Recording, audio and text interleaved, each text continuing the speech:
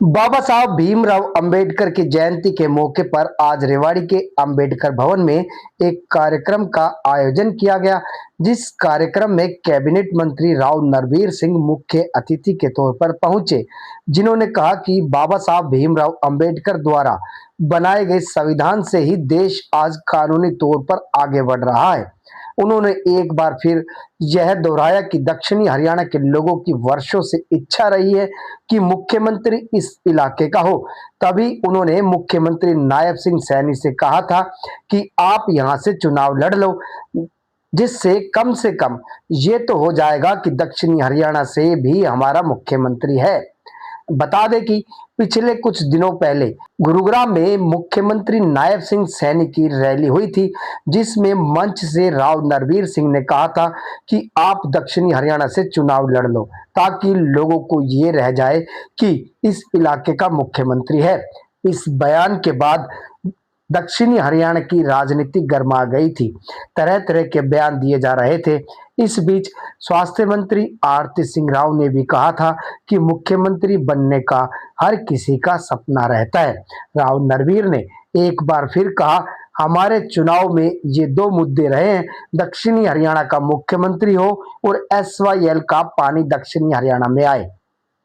वहीं मानेसर में कर्मचारियों के धरना प्रदर्शन और उसके बाद हिंसा होने के मामले में राव नरवीर सिंह ने कहा कि ये एक सुनियोजित तरीके से किया गया है, क्योंकि उन्होंने जिस दिन धरना शुरू किया था उसी दिन कैबिनेट में फैसला कर के प्रस्ताव पास कर दिया गया था, लेकिन बावजूद इसके उसके बाद में ये मामला बढ़ गया, जो दर्शाता है कि सुनियोजित है तरीके से किया गया, जो दुर्भाग्यपूर्ण है।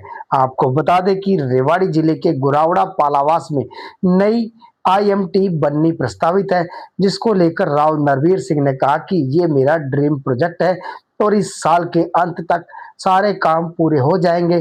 काम तेजी से चल रहा है। बाबा साहब की इस जयंती पर मैं बाबा साहब को नमन करता हूँ और लोगों को ये बताया कि बाबा साहब ने एक विपरीत परिस्थिति में देश में एक संविधान लागू किया, जिसके अनुसार आज भी देश कानूनी रूप से आगे बढ़ रहा है।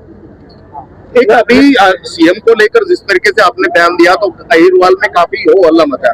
आज आपने दोबारा से खुलासा किया, पूरा क्या मुद्दा था? ये मुद्दा ये था कि जब से मैं थोड़ा सा होश हवास में आया हूँ, तब से ये कहते कि अहिरवाल का मुख्यमंत्री बनना चाहिए जी। एक बार 1967 में राव वीरेंद्र सिंह जी यहाँ से चीफ मिनिस्टर बने 5-7 महीने के लिए। उसके बाद जब भी चुनाव होते हैं 67 के बाद, मैं तो पहला चुनाव 87 में लड़ा। 2 मुद्दों पे यहाँ चुनाव लड़ा जाता है। एक तो SYL का पानी के लिए हर पार्टी घोषणा करती है कि SYL का पानी लाएंगे, कोई लेके आया नहीं। मैंने अब क्या कहा, आपके विधानसभा मैंने कहा था एक बार बिना मुद्दे के रहने तो हो सकता पानी आ जाए, इतने साल तक सुन जा रहे हैं। दूसरा, अहिरवाल के लोग, खास तौर से अहिर कौम के लोग यूँ कहते हैं कि हमारा मुख्यमंत्री बनना चाहिए। तो मैंने कहा अहिरवाल में 36 बिरादरी के लोग रहते हैं। 40 साल मुझे हो गए राजनीति में, इस बात को उठाते मन में सोचते लोगों की। तो मैंने कहा अहिर ना बने तो अहिरवाल का बन जाए। तो इसलिए मैं कहा मुख्यमंत्री जी आप 4 जगह से चुनाव लड़े, अलग अलग जगह से, एक बार अहिरवाल से भी लड़ ले, हमारी भी तसल्ली हो जाएगी कि अहिरवाल का चाहे किसी भी बिरादरी का मुख्यमंत्री तो बन जाएगा। इसलिए ये कहा। लेकिन आपको स्वास्थ्य मंत्री भी या फिर CM बनने की बात उठाना। देखो, हर आदमी का अधिकार है, जो राजनीति में आता है उसकी इच्छाएं होती है, उनकी इच्छा होंगी। उन्होंने एक हाल ही के अंदर एक बयान दिया था कि लोग कहते हैं कि मैं लोगों के पेट में दर्द करती हूँ, मैं पेट में दर्द नहीं करती, मेरे नाम से पेट में दर्द। हाँ, हो सकता है किसी के पेट में दर्द होते हैं, मान लिया। राजनीति में सब बातें चलती रहती है, इच्छाएं कभी खत्म नहीं होती, इच्छाएं चलते रहे, उनकी इच्छा तो उनको बढ़ना चाहिए। मानेसर बिलासपुर रोड काफी जी, मानेसर बिलासपुर में थोड़ी सी दिक्कत थी, 2 काम रह गए।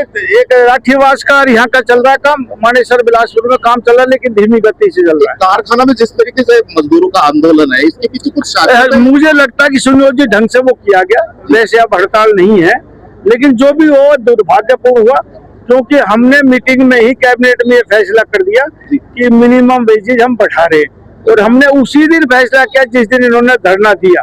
तो पहले दिन का तो मैं मान सकता हूँ जायज हो सकता है, लेकिन दूसरे दिन कैबिनेट में फैसला होने के बावजूद भी किया, तो इससे लगता है कि सुनियोजित ढंग से किया गया। आरक्षण है उसको लेकर ये मोदी जी कह रहे हैं रोज कि हम आपके नारियों का सम्मान करेंगे, इस आरक्षण टाइमिंग कुछ भी कहता रहो, जी। सरकार है, चुनी हुई सरकार फैसले करती है, जो फैसला करेगी वो मान्य होगा। मंत्री जी का आपका ड्रीम प्रोजेक्ट था IMT का, दोबारा पोर्टल भी खोला गया है, जमीन अभी तक कितनी अपलोड हो गई, उसमें क्या है, कब तक सार्थक परिणाम नजर आएंगे? मुझे लगता है इस साल के आखिर तक सब कुछ हो गया है।